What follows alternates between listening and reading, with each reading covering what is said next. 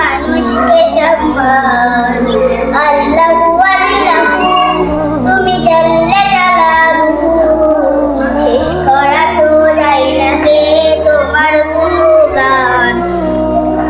যখন ইউনুস নবীরে খাইলো মাছ জাগিলিয়া, ফেরেশতা পাঠাইলে তখন ইসমি আজম দেয়া।